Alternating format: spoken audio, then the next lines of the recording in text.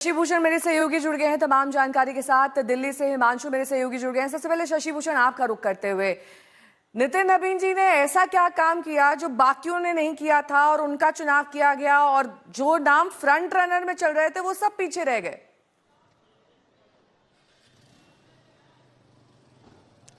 नेहा, देखिए, आपके इस सवाल का सीधा जवाब ये हो सकता है कि नितिन नवीन ने पार्टी में संगठन कर्मी के तौर पे अपनी भूमिका को हमेशा जो भूमिका उनकी तय की गई उस भूमिका में वो खड़े नजर आए और वहाँ उन्होंने डिलीवर किया।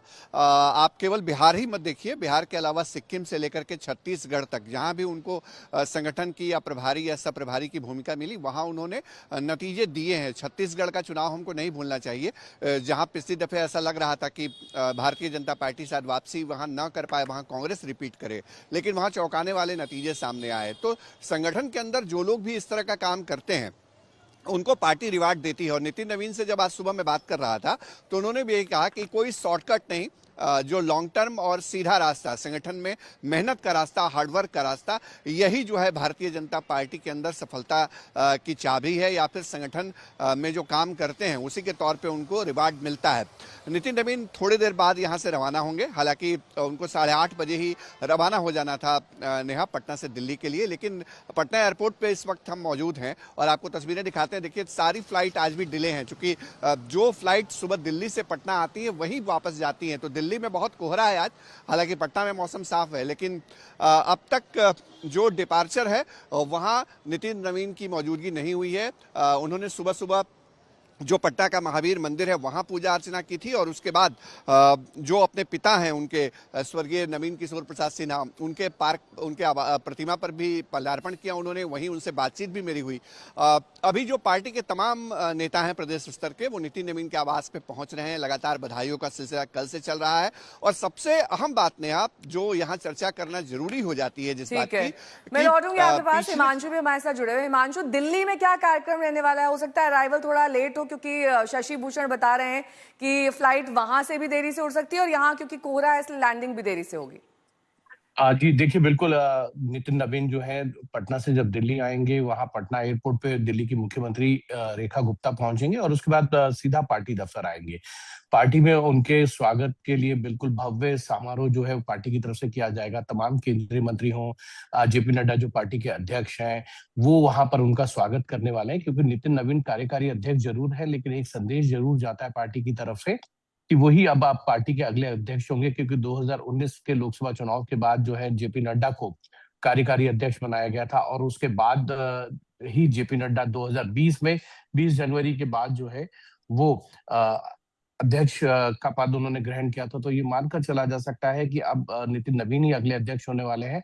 ये महज औपचारिकताएं रह गई हैं कि अध्यक्ष पद को वो संभालें, क्योंकि संगठन के चुनाव अधिकारी जो है के लक्ष्मण, वो चुनाव की तारीखों का ऐलान करेंगे, यानी कि 14 जनवरी को के बाद इसका ऐलान होगा और नितिन नवीन अगले अध्यक्ष होंगे। लेकिन एक बड़ी चीज ये है कि 45 साल की उम्र में उनको पार्टी का अध्यक्ष बनाया जा रहा है। तो कहीं ना कहीं ये एक भारतीय जनता पार्टी की 35 साल में चौथी पीढ़ी जो है इस पद पर आएगी। एक पहली पीढ़ी के तौर पर अगर आप देखें तो अटल बिहारी वाजपेयी हो, लाल कृष्ण आडवाणी, कुशाभाऊ ठाकरे, उसके बाद वेंकैया नायडू, प्रधानमंत्री नरेंद्र मोदी हो, सुषमा स्वराज, अरुण जेटली, तीसरी पीढ़ी में गृह मंत्री अमित शाह के साथ जो हैं धर्मेंद्र प्रधान, भूपेंद्र यादव, अन्य बड़े नेताओं में आप चौथी पीढ़ी के तौर पर अगर आप देखें तो नितिन नवीन जो है उनको पार्टी ने अपने बैटल यानी कमान सौंप दी है।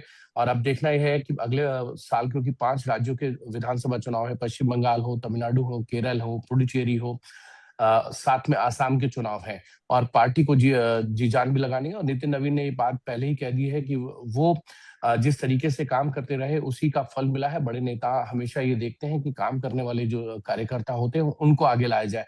हम सबको याद होगा कि जब भी अध्यक्ष पद के लिए किसी को कमान दी जाती है, चाहे वो जेपी नड्डा रहे हों या अन्य नेता रहे हों, उन्होंने हमेशा ये कहा है कि पार्टी में उन्होंने जिस तरीके से काम किया, पार्टी के नेताओं ने इस चीज को हमेशा सराहा। छोटे से छोटे कार्यकर्ता को कभी भी बड़ी जिम्मेदारी मिल सकती है, ये भारतीय जनता पार्टी के तमाम बड़े नेता कहते हैं जो बड़े बड़े पदों पे अभी आसीन है। बिल्कुल, बहुत बहुत शुक्रिया इस तमाम जानकारी के लिए आपका। अब सवाल ये है कि आगे क्या होगा? क्या नितिन नवीन ही बीजेपी के स्थायी अध्यक्ष की भूमिका संभालेंगे या फिर कोई और?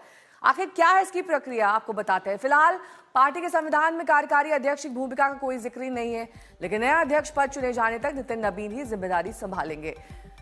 जनवरी में स्थायी अध्यक्ष के लिए बैठक होगी, उसके बाद स्थायी अध्यक्ष को लेकर फैसला हो सकता है। अब तक की परंपरा ये रही है कि जितने भी कार्यकारी अध्यक्ष हुए हैं उन्हें स्थायी अध्यक्ष बनाया गया है।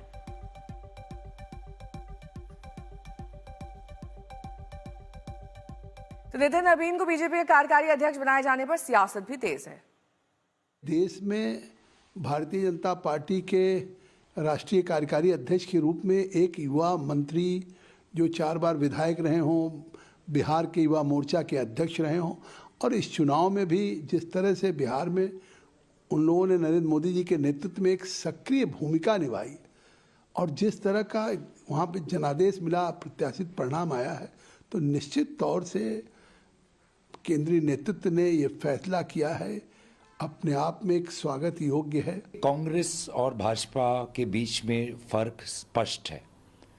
कांग्रेस में कार्यकर्ताओं की दिल की आवाज़ को सुना जाता है और पिछले समय पर हमने एक चुनावी प्रक्रिया के द्वारा हमने अपने दल के सभापति को चुना। इस वक्त जो घोषणा भाजपा के द्वारा हुई है वो ना कार्यकर्ताओं के दिल की बात जानने के बाद हुई है, ना किसी प्रकार से कोई औपचारिक प्रक्रिया के द्वारा हुई है।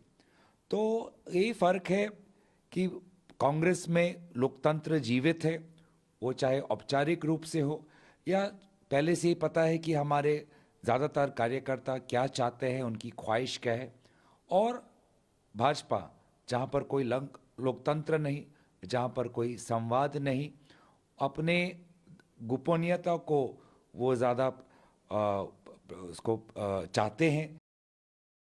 उधर आरजेडी और बीजेपी दोनों नितिन नवीन की जमकर तारीफ कर रहे हैं, सुनिए। देखिए, ये बीजेपी का भारतीय जनता पार्टी का आंतरिक मामला है, लेकिन चूंकि श्री नितिन नवीन जी बिहार की माटी के लाल हैं, बिहार सरकार में माननीय मंत्री हैं, तो एक बिहारी होने के नाते हम उनको ढेर सारी बधाई देते हैं, उनके लिए मंगल कामनाएं करते हैं। नितिन नवीन जी सरल और सौम्य स्वभाव के लिए जाने जाते हैं, कर्मठ कार्यकर्ता, ऊर्जावान कार्यकर्ता रहे हैं, मिलनसार व्यक्ति हैं, सब लोगों से उनका संबंध रहता है और एक कार्यकर्ता के रूप में उन्होंने अपने काबिलियत के दम पर विधायक और सरकार बिहार में मंत्री के रूप में और एक राष्ट्रीय कार्यकारी अध्यक्ष के रूप में अपनी जगह बनाई है। ये खुशी का बात है, ये खुशी की बात है बिहार के लोगों के लिए। हम उनको ढेर सारी बधाई देते हैं। बिहार का एक युवा, बिहार का एक नेता, बीजेपी का कार्यकारी राष्ट्रीय अध्यक्ष हुआ, कितनी खुशी की बात है। बीजेपी का जो कार्य संस्कृति है उस पर देश बहुत विश्वास कर रहा है, इसलिए ये पद कितना इम्पोर्टेंट है। वरना पहले कौन पूछता था कौन क्या हुआ।